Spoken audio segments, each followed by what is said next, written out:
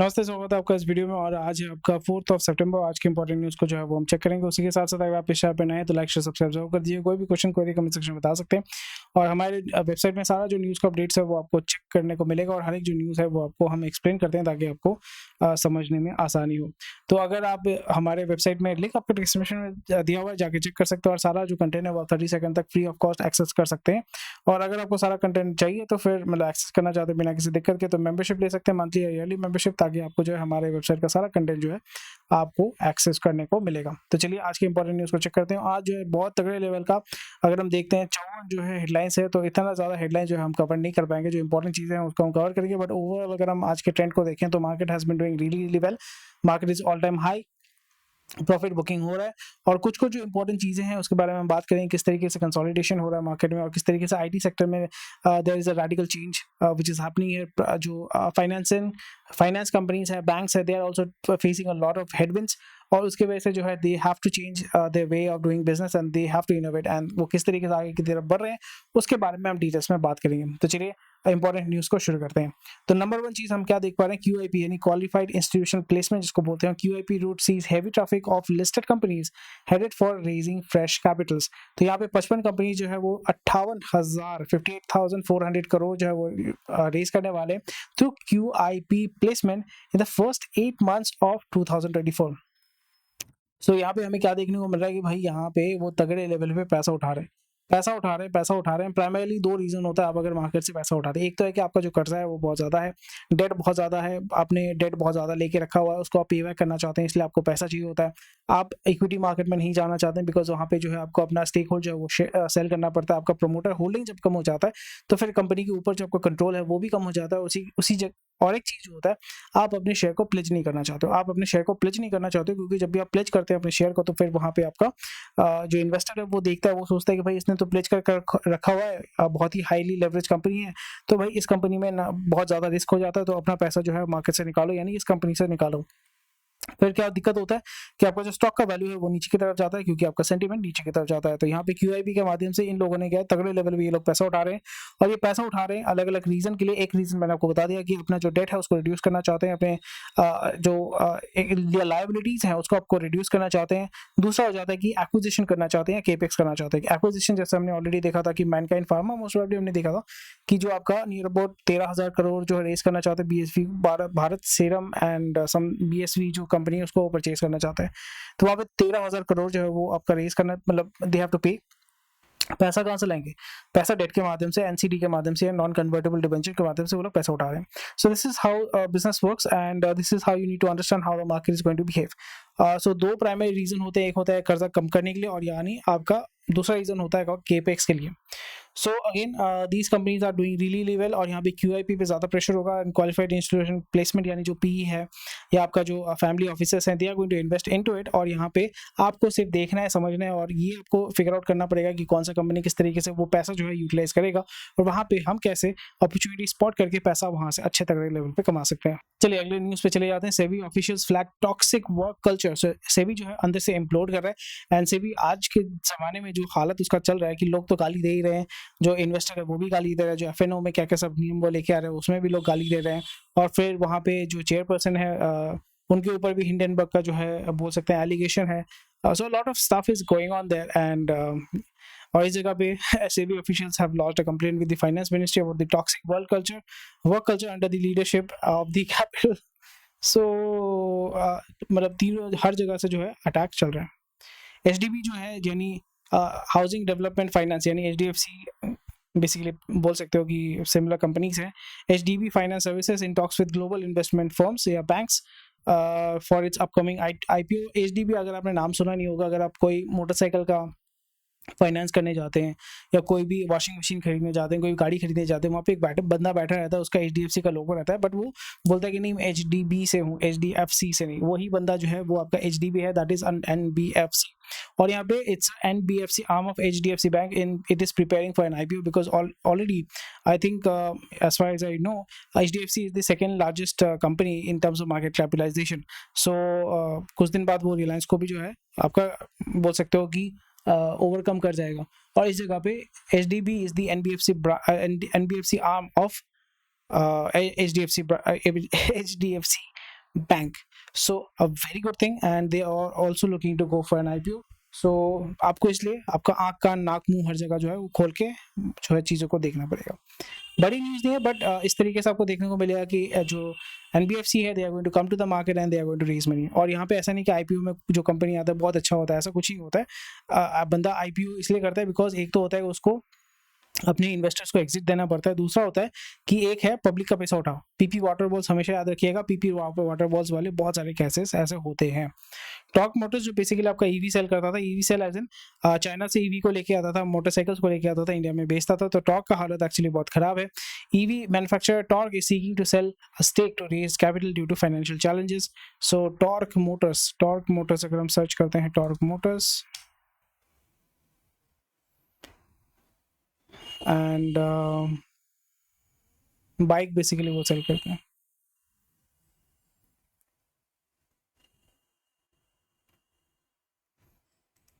It's not a bad news though if a company is slowing down or whatever. So उन्होंने यहाँ पे ये launch किया था. सो अच्छा तो होना चाहिए बिकॉज भविष्य या भविन जो है उन्होंने भविष्य मोस्ट प्रोबेबली ओला वाले बंदा जो है उसने तो पैसा डाला हुआ था, यहाँ पर टाटा ने भी पैसा डाला हुआ था, तो उनके पास तो लेवरेज है. So let's see how it works. And Cipla के ऑलरेडी यहाँ पे जो प्रमोटर्स थे they wanted to sell the company but वो बिक नहीं रहा है. तो यहाँ पे जो वाइस चेयरमैन है एच एम के हामिद वो जो है रिजाइन करने वाले because of age and the next generation Kamil Hamied is going to join the Cipla board. So let's see. Cipla is a company which is like हो गया ऐसा टाइप का है, हो गया हमने इतना करना था कर लिया, हो गया. अगोडा जो है it's primarily a travelling company. जैसे आपका मेक माई ट्रिप है, अगोडा बोल रहा है कि भाई India is the fastest growing market for Agoda, will not slow down. So आप उसमें देख सकते हैं. So let's see. Cleartrip बहुत सारे बंदे यहाँ पे इंडिया में काम कर रहे हैं but it is very difficult to survive because platform based business in India it is very difficult to survive, specially because when the customers morals are moral जो है मोरालिटी एंड लॉयलिटी दोनों, the loyalty और morality या morality तो बोलते हैं उसको ना टर्म, मोरालिटी या morality principles, morality and loyalty दोनों ही कम होता है इंडियन या टिपिकली कोई भी कस्टमर है स्पेशली इंडिया में. सो आपसे बात करेगा, ऑनलाइन में बुक करेगा और जब भी होटल में जाते हैं वहाँ पे बोलेगा कि बुकिंग कैंसिल कर दो, वहाँ से जो है डायरेक्ट बुकिंग कर लेते हैं, डील कर लेते हैं. सो ये सारी चीज़ों की वजह से जो है प्लेटफॉर्म बेस्ड बिजनेस इंडिया में चलाना बहुत डिफिकल्ट हो जाता है. नेक्स्ट न्यूज़ देखते हैं. Samsung is the front runner to bag network deals from VI. इसलिए अच्छी बात है सैमसंग गेम खेलेगा यहाँ पे बिकॉज सैमसंग के पास they have nothing to lose. They are the largest mobile display manufacturer in the world. Apple को सप्लाई करते हैं और हर जगह उनके पास जो है बोलबाला है, मार्केट लीडर है. तो इस जगह पे ये आप इसको इस तरीके से भी देख सकते हो कि इंडिया में सेकंड लार्जेस्ट मोबाइल सेलर कौन है, फर्स्ट सेकंड थर्ड में कौन आता है. सो ऑब्वियसली सैमसंग ही आता है. तो सैमसंग चाहेगा कि भाई मैं अपना जो है फ़ोन भी बेच रहा हूँ और टेलीकॉम सेक्टर में भी अगर हम थोड़ा सा आ जाते हैं तो क्या दिक्कत है, क्या दिक्कत है भाई. एफडीआई तो कर ही सकते हैं ना इंडिया में. सो इस जगह पे definitely that might be something which I think Samsung is looking for. Samsung knows that India में जो है मार्केट है दैट इज ग्रोइंग एंड लोग जो है पैसा देना नहीं चाहते और यहाँ पे आपको पूरा बैकवर्ड और फॉरवर्ड इंडिकेशन तगड़े लेवल पे करके रखना पड़ेगा. और यहाँ पे आपने देखा था कि नोकिया, एरिक्सन, सीमेंस ये लोग कोई आपका वीआई के डील में आना नहीं चाहता क्योंकि वीआई ऑलरेडी बोल रहा है कि भाई नोकिया, एरिक्सन जो है उसने जो ऑलरेडी हार्डवेयर बेच दिया था हमको उसके बदले में पैसा दे नहीं सकते, तो आप जो है स्टेक ले लो. तो वहाँ पे क्यों आएगा, और चाइनीज कंपनीज को घुसने नहीं देंगे, तो फिर आपके पास ऑप्शन क्या है, सैमसंग ही है. So this is how the game is being played. और ये अंदर की चीज़ों को आपको समझना पड़ेगा ताकि आप जो है ये लंबा जो गेम है वो उसको समझ पाएंगे. So let's see. We are shift away from Chinese vendors. मतलब ऑप्शन नहीं है, आप चाइनीज वेंडर्स को ला नहीं सकते, इंडिया में सेल नहीं कर सकते. और ऑलरेडी आपको पता है कि एज अ यूजर जब आप इंटरनेट यूज़ करते हैं या कोई भी ऐसा नेटवर्क यूज़ करते हैं जहाँ पे आप अपने मतलब डेटा शेयर कर रहे हैं, सो इट इज़ आपको हमेशा कंसिडर करना पड़ेगा कि आपका डेटा जो आप ऑनलाइन में शेयर करते हो या आप मोबाइल इंटरनेट पे या मोबाइल में जो भी आपने डेटा रखा हुआ है that is already compromised. Quite sad but या इट इज़ द रियलिटी. अगला न्यूज़ बहुत ही इंपॉर्टेंट है. बीएसएनएल को 6,000 करोड़ मिलेगा गवर्नमेंट से to meet capex needs for 4G roll out. And slowly and gradually Kolkata, Delhi, Mumbai, Bangalore, यहाँ पे जो मेट्रोपॉलिटन सिटीज़ है वहाँ पे आपका बीएसएनएल जो है वो आपका 4G रोल आउट कर रहा है. कोलकाता में 4G ऑलरेडी आ चुका है एंड यहाँ पे बैकएंड में जो काम कर रहा है वो कौन कर रहा है, टीसीए जो वो बैकएंड में काम कर रहा है. So BSNL is the brand, back end में TCS काम कर रहा है और यहाँ पे गवर्नमेंट ऑफ इंडिया इसको फंडिंग कर रहा है। So this is very much required and BSNL का उद्धार करना बहुत ही ज़्यादा इंपॉर्टेंट है when you want to compete with Jio. Competition तो नहीं है बट बेसिकली जो दूसरा तबका है हमारे देश का जो इतना 200-300 रुपये महीने का डाल नहीं सकता है, उसके लिए BSNL is the only option that we have and government is trying to sustain. जैसे SpiceJet को गवर्नमेंट सस्टेन कर रहा है उसी तरीके से आपका BSNL को गवर्नमेंट जो है आपका सस्टेन कर रहा है। बट अगेन बाबू लोग जो है पूरा बर्बाद करके रखा हुआ है। सो लेट्स सी, BSNL को बाबू लोगों ने ही खत्म कर दिया था, पॉलिटिक्स ने तो खत्म किया ही है बट बाबू लोगों ने सबसे ज़्यादा जो है BSNL खत्म कर दिया है।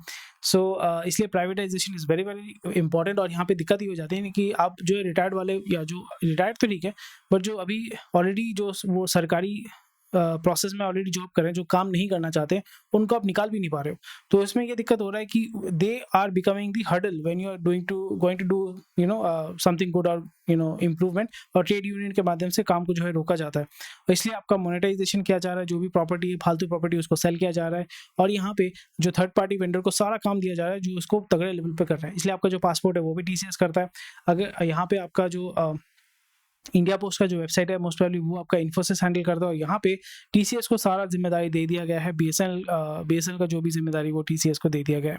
So that is something which is very very good and it is very much needed, specially Indian companies को दिया जाता है तो इंडिया में ही पैसा जो है वो घूमता रहता है। THDC Maharashtra Inc. packed for 6 pumped hydro storage unit for 6,790। तो यहाँ पे मेगावाट का जो है एनर्जी जनरेशन किया जाएगा। So very very good thing. And यहाँ पे जो रिन्यूएबल एनर्जी या हाइड्रो इलेक्ट्रिक प्रोजेक्ट्स में गेम खेल रहे हैं, motor, electric motor, piping, cement, सरिया, ये सारी चीज़ों का रिक्वायरमेंट अभी जो है इस जगह पे आपको देखने को मिलेगा and that is a very welcome move and there will be a good amount of investment and development in Maharashtra. और यहाँ पे स्टेट्स ने आपका states told to expand PM Awas Yojana to marginalised worker. So middle class के लिए कुछ नहीं है, जो लो इनकम ग्रुप है उसके लिए PM आवास योजना है, जो पैसा वाला है वो तो फ्लैट खरीद रहा है, बट जो आपका मिडिल क्लास वाला बंदा है उसको 9-10% इंटरेस्ट रेट देना पड़ रहा है, और उसमें घर का जो रेट है या घर का जो प्राइस है वो 2 गुना हो गया है 4 साल के अंदर। तो अब कहाँ रहोगे, कहाँ जाओगे, क्या करोगे? सो आपको जो है खुद का खुद देखना पड़ेगा। अपना हाथ सबका विकास। सो हाँ, अपने हाथ से सबका विकास करो। सो दैट इज समथिंग, सबका साथ सबका विकास, अपना हाथ अपने हाथ।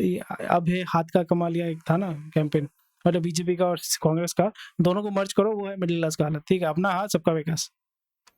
यहाँ पे मैं किसी को तंज नहीं कस रहा, I am not a political supporter of anything, but just मैं आपको बता रहा हूँ, टेक इट लाइटली,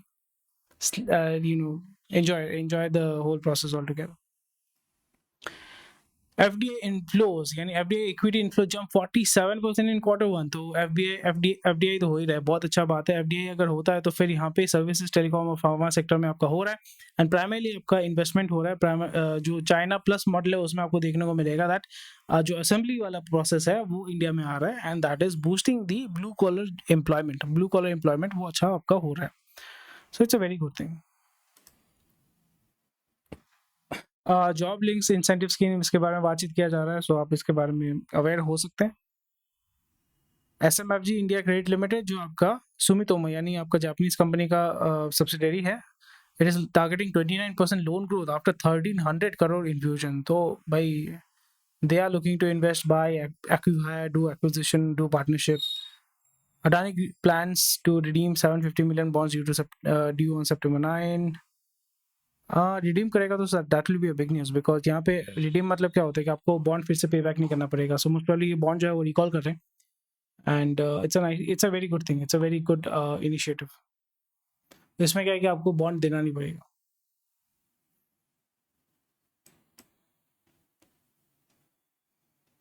ये देखो, IT companies have reduced their spending on subcontractors as they focus on margin, cost optimization and. तो यस, मैंने आपको बताया AI के माध्यम से they are able to improve efficiency, और जो आउटपुट है वो इम्प्रूव कर पा रहे हैं, और सब कॉन्ट्रैक्टर के ऊपर जो है डिपेंडेंसी कम हो रहा है। सो ये जो है AI का कमाल है, अच्छा बात है, बहुत अच्छी बात है। UBI जो है 3200 करोड़ जो है वो बैड लोन सेल कर रहा है, और वो आपका ARC में जाएगा। ARC को ना कोई जो इसको परचेज करेगा, आई थिंक 30-40% हेयर कर देके, and they are going to make a lot of money there.